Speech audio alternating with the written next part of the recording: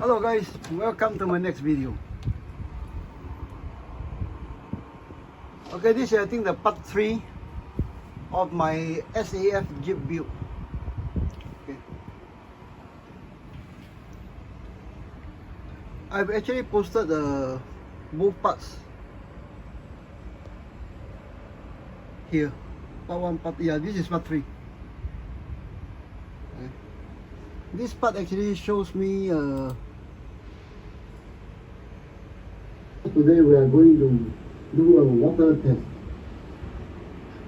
This part actually had me putting the JEEP into the sink and wash it. But before we get to washing, see, this is the washing part. Okay, go and check out my the other videos. I think so far I have something like about 70 plus video here on various build. Okay, and please subscribe to my channel if you are there too. Thank you. Okay, so for this one, it has been drying on the shelf here for 2 days. Okay, so let's get on with the diorama build. Okay, as in all kinds of build, for me, whether it's a single figure, a small diorama like this, or a more complicated diorama like this, it always begins with dry fitting. Okay, why dry fitting? Dry fitting is to actually to eyeball everything. Yeah. For this G.I. Joe toy buggy. Okay, actually I did the eyeball on the buggy itself even before I bought it. It's rated as 1/6, but it has to appear proportional. This one is also this is not the expensive BMW R75 tri car.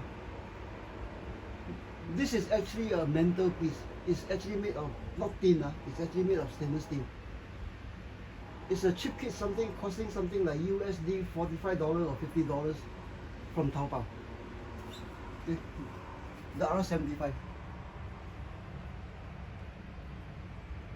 Okay, for all dioramas, is all build is actually it has to be proportionally correct. I know I think everyone has gone through, you know, getting a Barbie something, then you place Dragon 1/6 stuff on it, then actually it turned out to be funny. Not funny, to appear quite funny. So okay, first step to building figures diorama is actually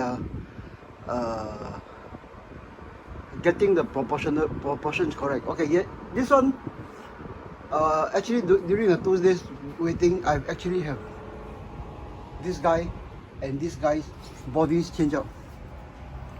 Yeah. Let me get this one. Okay, let's get back to the proportionality part. Davey Sterling himself at 6'2", some information place him at 6'3". Okay, 6'2" or 6'3". If you do it in 1/6 scale, is negligible. 1 inch is negligible. But for a Dragon 12-inch body, 12 inch, that's 1 foot times 6. That is 6 foot. Okay, that is 6 foot. Now for these two bodies, that I think I had this one taken off this guy. No. Yeah, this one taken off this guy with this haircut. Okay. Paddy May has this body. Okay, so when the thing was drying, I never took it down. I just took off the body, then changed off this body to those 21st century G.I. Joe or whatever. This is what we call Dragon bodies. Okay, these two, now all three are actually at 1/6 scale, 6 footers. Yeah. Now let me show you. This body is like that. This one is already half a shoulder above this 1 footer. Oh, come on, okay. This guy is actually about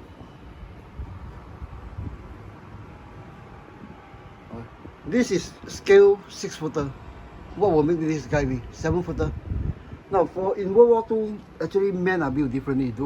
Very few have muscles like this. If you go to those 1950s, 1960s, those TV bodybuilding shows like Jacqueline or what, you look at the muscle tone, everything is different. Even if you go back to those World War II movies of US Marine Corps, Marine Raiders, okay, when they are training on a bit bare-chested, they actually look nothing like this. This type of body is a product of, you know, the bodybuilding industry or the health industry or whatever, or the protein industries. Okay, anyways, this one even at scale 6 foot is actually too bulky to go inside. This one, a 7 footer, is nonsense for World War II, because David Sterling at 6'2", 6'3". In those days, he is known as a giant. His nickname is the Giant Sloth, because before SAS, he's not the kind of officer who's on the ball, you know. He's the type that is playing truant in school, those type of schoolboy character. Okay, so the next problem I have is actually finding a base. Yeah. I have a marvel of time finding a base like that. But it's free. This is actually a cabinet door. This one is actually a cabinet door or cabinet shelf, I don't know. Yeah. So actually, my original idea is to have all 3 figures out, maybe standing or doing stuff. Okay, the jeep itself is going to be raised with chokes and a mechanic underneath. Maybe David Sterling is talking to him or what. Why I had this idea of this workshop diorama is because jeeps was actually very new then. Okay, very new, and actually they got this batch through the land lease program between US and British. Okay, this batch of jeep arrived in North Africa, and David Sterling is able to secure a batch of them. Now, jeeps in US actually don't come like that. It's not what we call desertized. Okay. Obviously, given the wartime situation in 1941-42 that time, okay, everything was actually very scarce. They have to break up supplies from World War II in storage. Okay. You look at those wait. Hold on, okay, you look at those World War I, World War II picture of Sterling. You notice the cap, the jacket. These are World War I eras.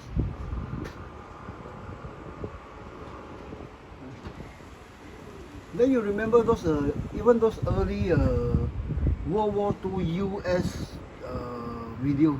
They are having those, you know, those World War I British stuff Broly had with a white rim on it. This is actually the reality. So to convert something from this kind of jeep, okay, from this kind of jeep now, which they may have gotten. Give me a second to get the light. Okay, so from land lease they may get a jeep like that, spanking new, olive green. Now doing conversion during those obviously doing conversion during those those times, it is not those spanking new workshop, everything. It is actually a few modified. It's actually few modified. But from David Sterling's autobiography, they actually beef up the suspension. Okay. Then actually the tire was actually for desert use. Actually it was it deflated to a lower pressure. Then obviously they need extra fuel. That sort of thing. But the undercarriage, at least the suspension was actually beefed up. So actually I had this idea of a few A-team sort of modification going on, but it was not to be. Let me explain why. Okay, when I had David Sterling taken off, give me a second. I press you on the play. Give me a few seconds.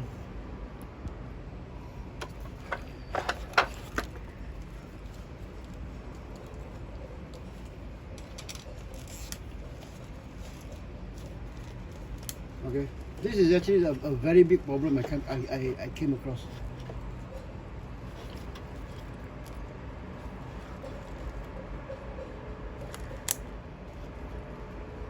Give me a few seconds. Okay, come. Okay, so actually when I start posing the three figures, remember all three figures right now is 6 footer or around the height. With David Sterling closest at 6 foot, scale 6 foot.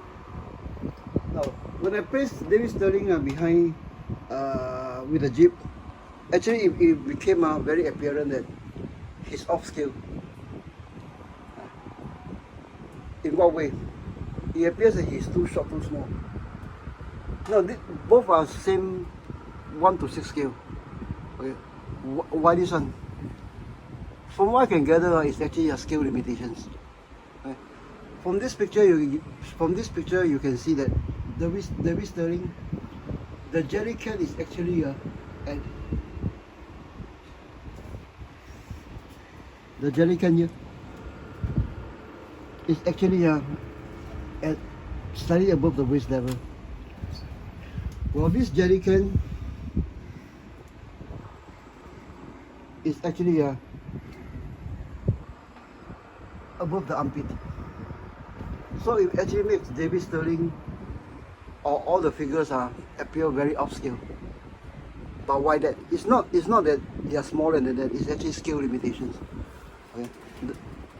With the sack of the tires, the compressed leaf spring, it may bring down maybe an inch of that.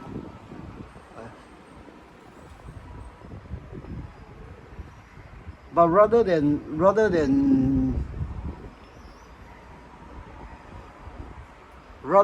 doing a lot of modification, actually I came up with this Jeep will be lifted off with the wheels off the ground. Okay, with it lifted off the ground with the mechanic underneath. This is actually what I was gunning for. But when all three figures were taken out, disproportionate issue will become very, very apparent. So it's actually back to square one. All trees will be inside the Jeep. Okay. Then instead of a dry what we call shaking down run or what, I think I will make this maybe the first mission. Maybe a first 1 or 2 mission on the spanking new Jeeps.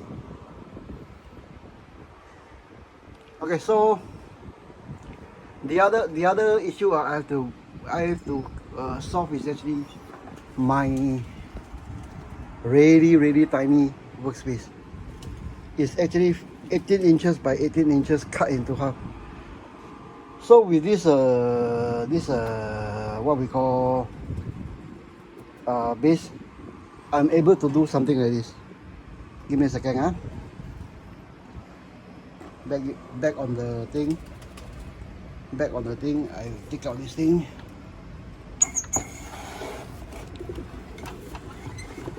Where is it here? Okay, so to get to the back to the technical issue, radio control repair stand. Yeah. This thing actually swivel. Then this base is actually placed on here to rotate. But even that, there's not enough height to clear all this. So this one will be what I will be working with this diorama on. Okay, so let's get down to spanning the diorama. Give me a few seconds, huh? Give me a few seconds. I don't think I will need this. For this part, it's basically drawing out the what I'm going to do for that diorama. Okay, let me get a marker.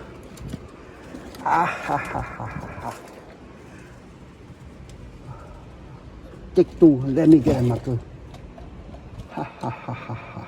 Nope. I think we'll go with silver.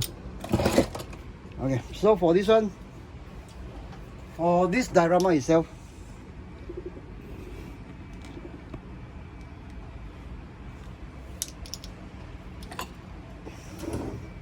it's going. The base is actually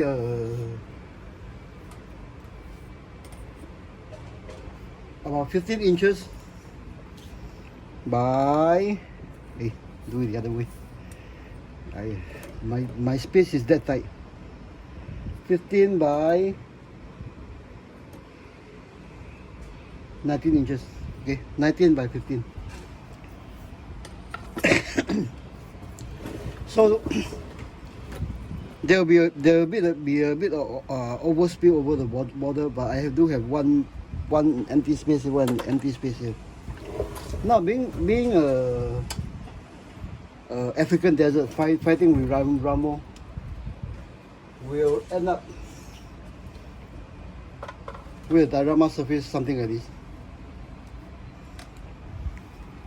Okay, this is my just completed Ramo diorama. Done, I think about 95% live on YouTube in I think maybe about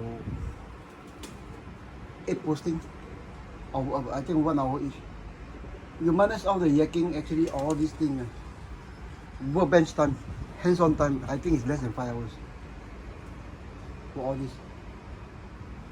You check out those series of videos if it interests you. But this diorama base will be something like that, because they are fighting over the same Tunisian desert to and fro, something like that. Okay, I was hoping for this one of those, airfield or air dome garage thing, but I don't think it will happen. So we'll place Ramo and his Africa call back. Okay, so for this one,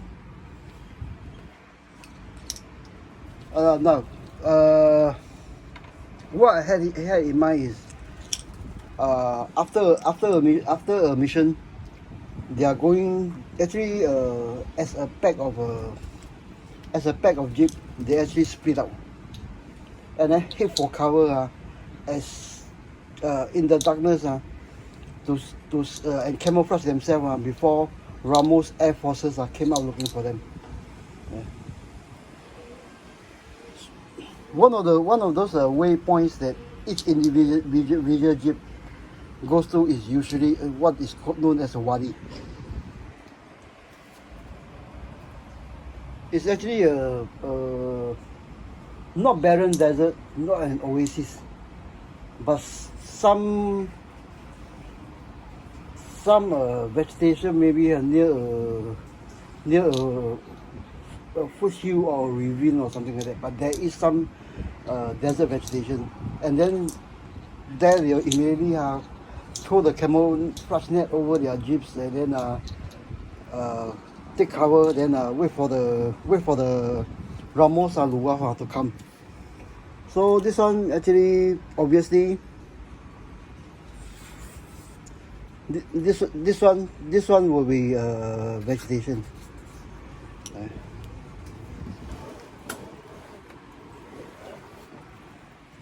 With this side vegetation and rocks. Okay, for this part, it will be mostly something like that. So actually, I tell you guys, I always call my 1/6 diorama base a simple diorama base, is because in 1/6 it's not like 135 or 148. We actually have a very limited space to use. Okay, things like this one. It could easily be on the street, but there's no place for a street. Right? Things like this one in the air dome. But then there's actually no extra space for this runway or something like that. And then even with this one, going on a joyride, taking a corner, there's not enough space to put in the bend or the starting of a bend on the diorama. There's simply not enough room in 1/6. So in actually 1/6 diorama building is a bit different kind of ball game. Okay, so obviously for this one, off camera, I'll take off everything as much as possible, because in diorama building, before I get to putting the bracket on, blah blah blah, all these things, I need to actually weather the other side or detail the underside, the under carriage. Okay, the other side. Oops.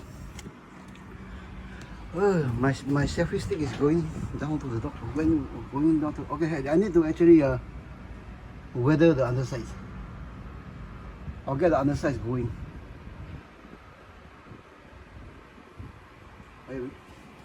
With this thing, there's no engine for the Dragon what we call kit. This is not actually ready build. No? This is actually kit in spruce.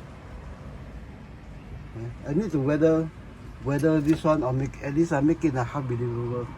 Then mount this thing on. Now one of the things actually I planned from the beginning is actually the tires. In give me a second. I pull off the back tires. I forgot how I mounted all the 4 tires.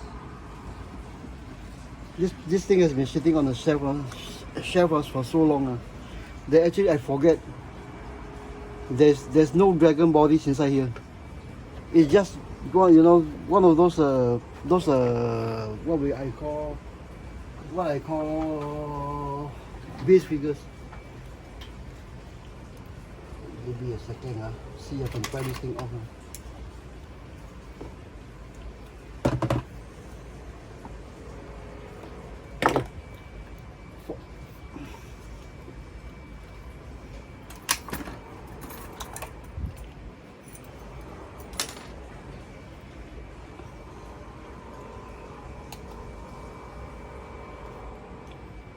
Okay, I think I can show you guys now. Okay, for all these 4 tires, wait, let me get a better purchase on the camera. Okay, for all these 4 tires, the original part has a rib that runs from here to here. I actually cut off the gray color ribs. Okay, I actually cut off the gray color ribs to get low pressure tires. Okay, my idea is actually without this rib, the gray color rib that runs actually to the rim, actually I can get the simulation of a low pressure tire using a what we call hair dryer.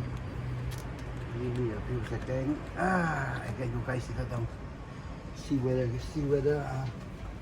my top 2 years ago runs through.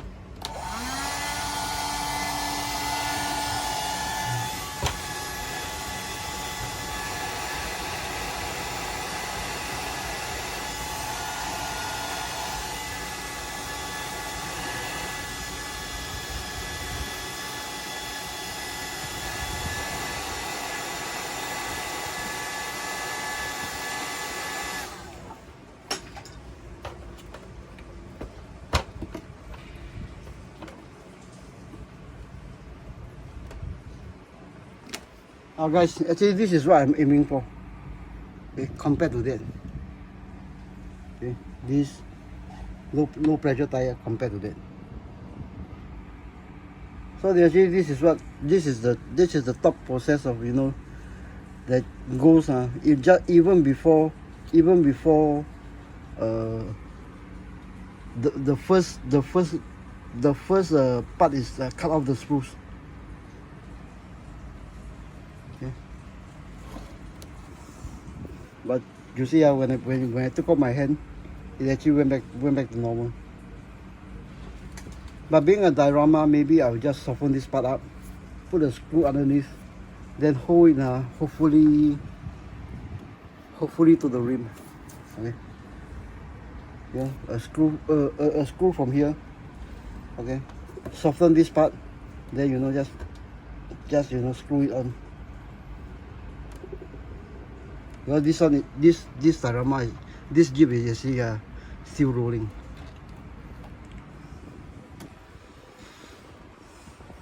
Okay, so guys, this is dry fitting so far. Okay, I've gotten rid of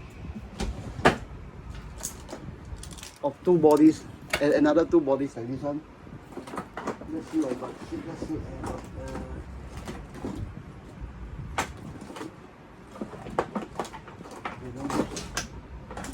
okay, I gotten rid of these 2 bodies like that one, and gain 2 more modern bodies by replacing these 2 with this.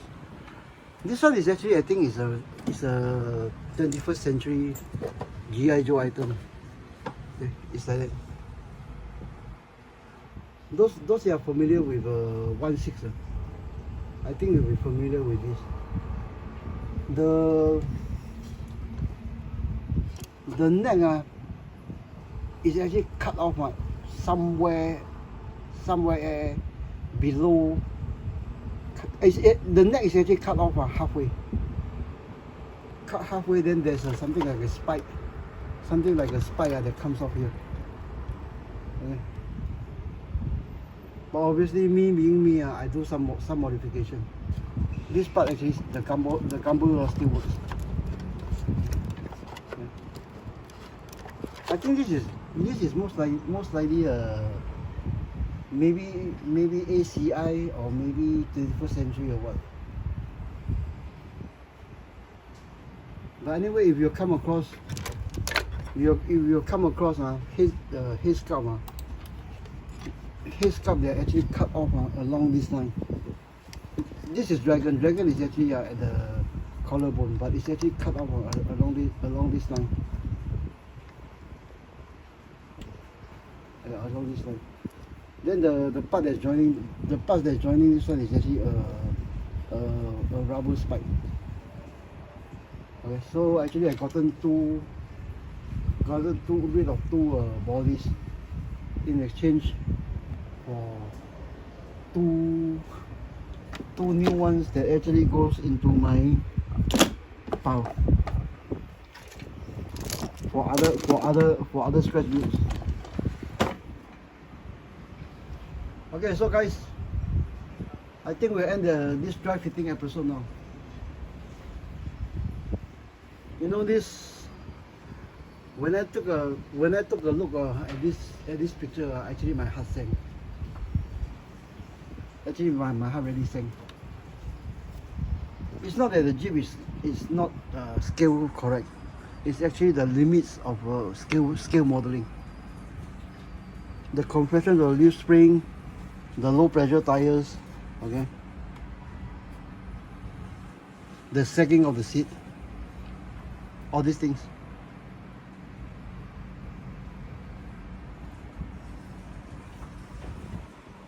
No, it's actually when you start building and notice this sort of thing, you begin to build more realistically.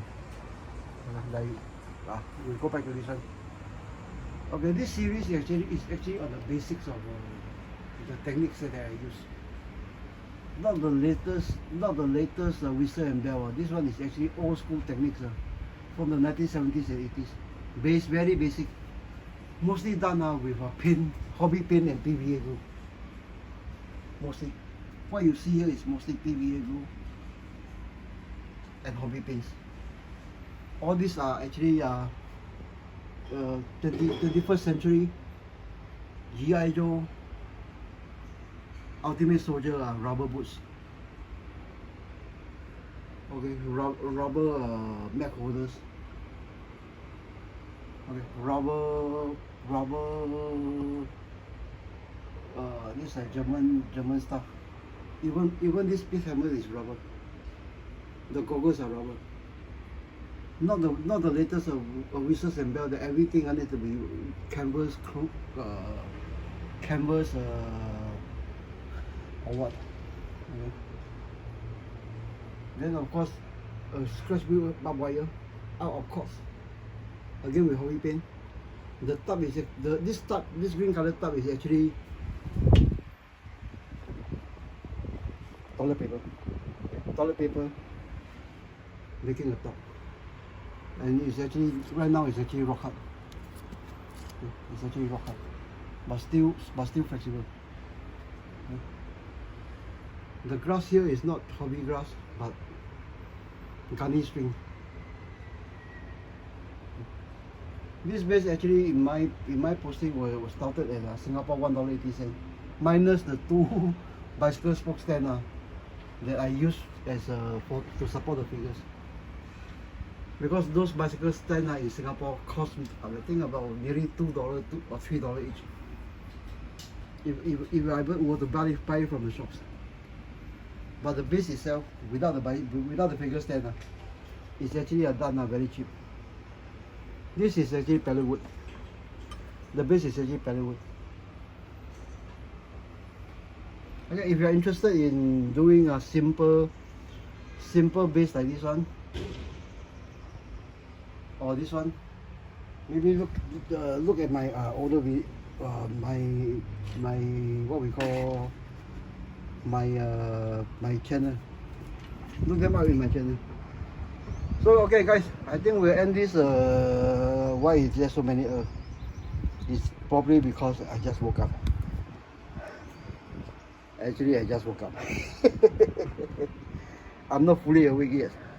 Okay, so guys, we'll end up the video at 23 minutes and I'll catch you in the next one. And I think I will name this video dry fitting. Okay guys, see you in the next video.